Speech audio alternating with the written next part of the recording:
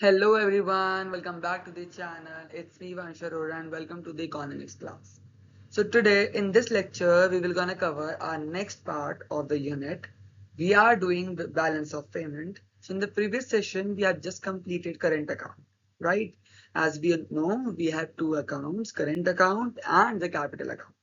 So in the previous session we have completed the current account and in this session we will be starting capital account. So let's start. So what is capital account according to you? You guys have studied four parts in the beginning: visible items, invisible items, services, and capital items, right? So capital account is basically that account of balance of payment, BOP, which records all the transactions which is between the residents of the country and the rest of the world. It records all the transactions that is between the resident of the country or the rest of the world, which causes a change in the asset or the liability of the residents. या तो वो asset में change करेगा या तो वो liability में change करेगा किसकी, या तो गवर्नमेंट की या तो कंट्री के residents. So capital account consisted of all that particular transactions which causes either change in the assets and the liabilities of the residents of the country or either its. Capital account is used to finance deficit in current account and observe surplus of current account. Like it helps in fulfilling or absorbing or in financing the surplus and deficit condition of the current account. It helps in that. And current account is also concerned with all the financial transfers that do not have a direct impact on the income, output and employment level of the country. कि ये directly effect नहीं करता इन चीजों को, indirectly करते, directly नहीं करता. ठीक है. And now these are the components of the capital account. The capital account having three components. As you all know, we are having two segments, debit and credit, as of the same in accounts. So we are having same here too.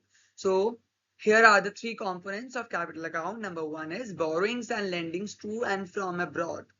कि आप वहां से या तो पैसा ले रहे हैं उधार पे या तो उनको पैसा दे रहे हैं उधार पे.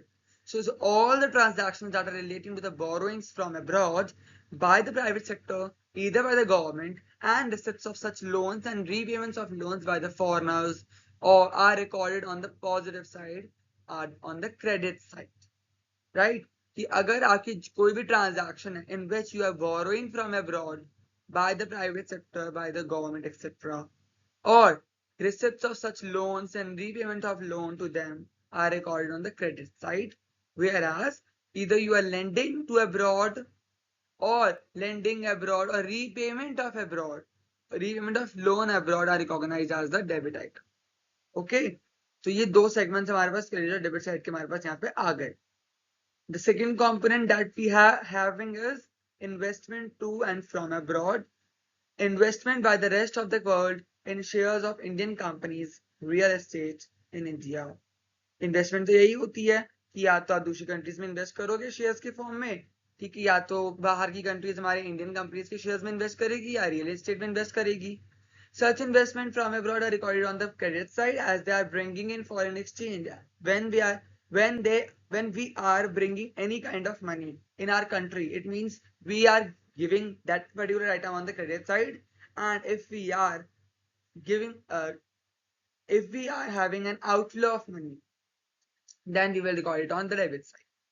So in this point, we are having investments from the abroad, which means it is bringing foreign exchange in our country. It means it will record it on the credit side.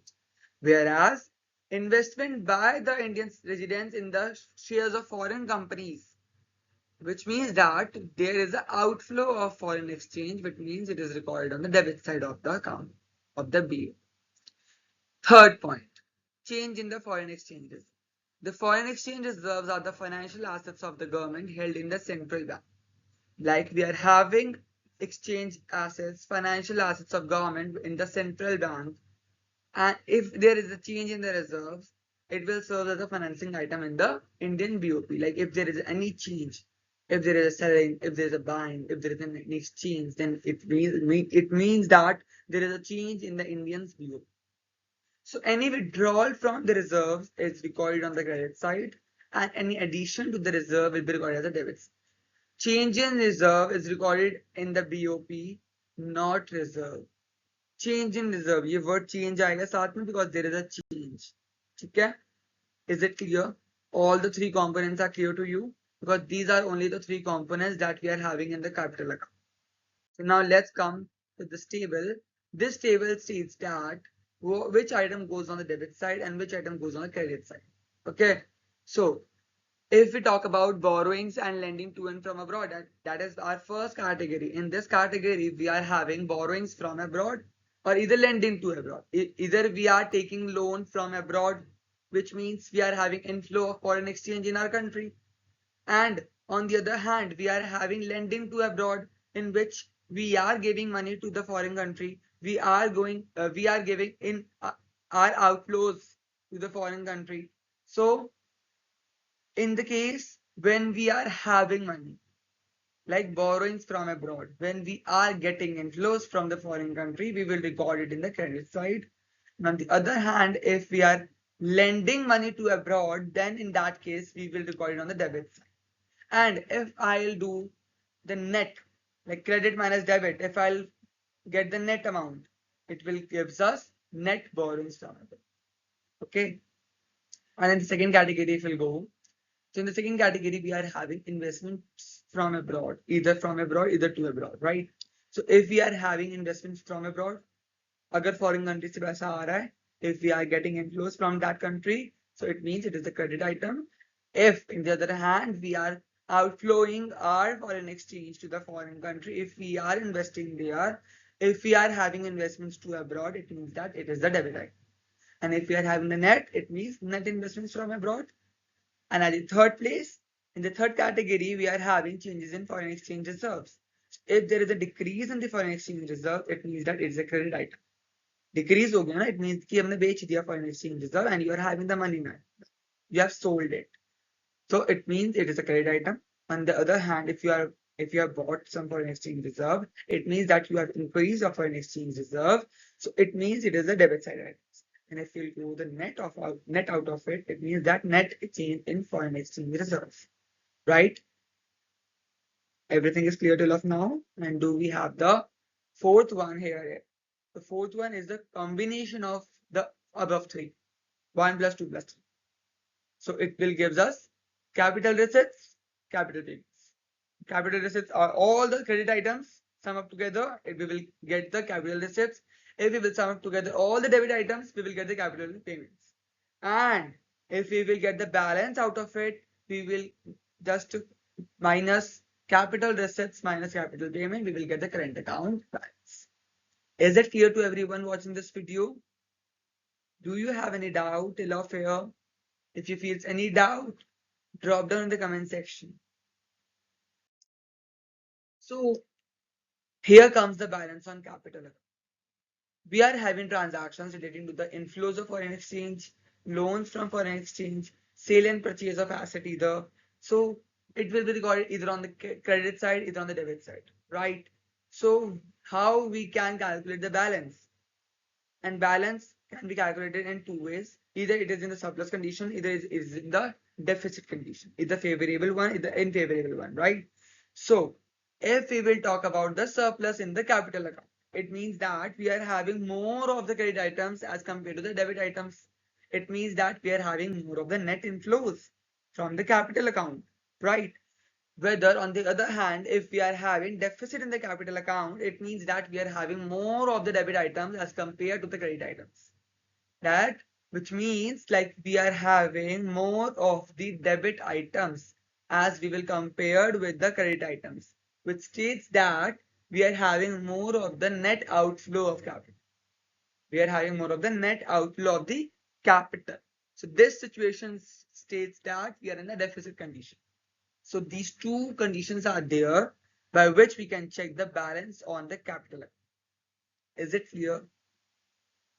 Is this clear to you? Very good. So capital account is finished now. We are done with the current account. We are done with the capital account. We are done with the components of both the accounts, the balance on both the accounts, and what is recorded on the debit side, what is recorded on the credit side.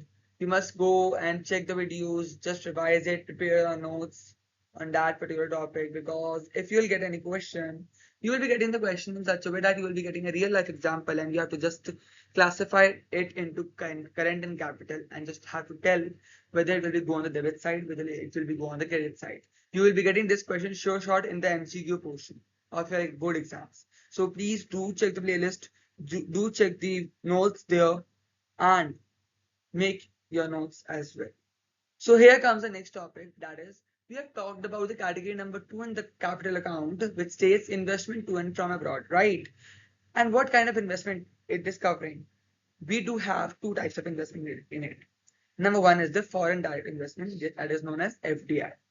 It refers to the purchase of asset that it directly controlled by the asset. It had direct control, like foreign investors are directly investing in the assets of the Indian or the domestic proposals, and they are having a direct control over it. For example, if someone from the foreign country, and the foreign investors are directly investing any amount in the purchase of the asset in our country, so it means that that investor has the direct control over that asset, over that household, over that property, right? So it is a foreign direct investment. Where on the other side, we are having portfolio investment. It refers to that purchase of assets such that do not have the direct control over it. If, for example, if we are having shares, if the foreign investors are investing in the Indian company, so it means that they are not having the direct control over it, but they're having a certain type of ownership over it, not the direct control over it. Because in the Indian shares, we are having equity shares, we are having preference shares, right? So if the person having the equity shares, he or she having the certain ownership to a certain extent. And if they are having the preferential shares, then they are not having the ownership. So it means that type of investment will be categorized as portfolio investment, in which we do not have the direct control over our shares. And number one category is the foreign direct investment, in which we do have the direct control over our investment proposals. So is it clear to you? So here comes a very important question, like what is the difference between capital account and current account? So let's revise it once. So capital account brings a change in the capital stock of the country, whereas current account brings a change in the level of the income of the country. Okay. So capital account having the stock concepts, and current account having the flow concepts. I'll not tell you what is the stock and flow here, as we have discussed this concept in the national income wala unit. So go and check that playlist once again and revise that concept. Because as I have told you there as well, it is a very important concept that you need to understand. And the next is, what components are there in capital account and what components are there in the current account. So in the capital account, we are having borrowings and lendings to and from abroad, investment to and from abroad, change in foreign exchange reserves. And in the current account, we are having visible trade, invisible trade, unilateral transfers, and income, receipts, and payments. Right? Income is also included in the current account. Okay. So that was the difference with the basis. We have to learn it. You have to understand it. You might be getting any question out of it, but in the board exam, there's very less probability that you will be getting question out of that topic. But you will be getting short MCQ question to classify it, and on which side it will be, debit or credit, as I've told you. So here comes the next topic, that is balance on current account and the balance on capital account, how they are interrelated to each other. Like we have studied the balance on current account, we have studied the balance on capital account, but how they are interrelated to each other. So let's look into that. It is very important because in the assumption reason type question, you will be getting this points as well. So a deficit in the current account must be settled by the surplus in the capital account. If there is any deficit in the current account, so it will be settled by the surplus in the capital account. So if you will be getting any deficit in the current account, it will be settled by the surplus in the capital account, not by anything else. Okay, so this is the conditions, like we can say. And if you are having a surplus in the current account, that must be settled by a deficit in the capital account. So current account can be settled by the capital account itself. Okay. And in addition to this, there's one more element That is errors and omissions in the balancing items, which reflects the inability to record all the international transactions account. So there we are having errors and omissions as well. We will study it later on, or either you will study it in the later higher six classes. But here you have to study like how both the accounts are interrelated to each other. This topic is somewhat like in depth, like it is in depth topic. It might be there in an exam, it might not be there in an exam, so it is not that much important topic, but it is just a topic. So you have to just remind 2 points here, not the whole of the slide. Let me mark that 2 points. Number one is this. Number two is this.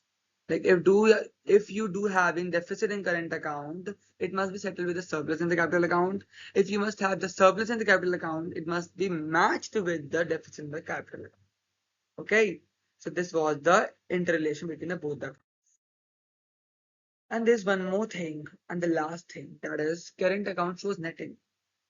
Current account records all the actual transactions of goods and services, which affects the income, output, and employment of the country. Like it records all the transactions relating to the visible items, invisible items, and income. And so at the end, if you'll calculate, so it shows like what actual income that we are generating in the foreign sector. So it shows the netting.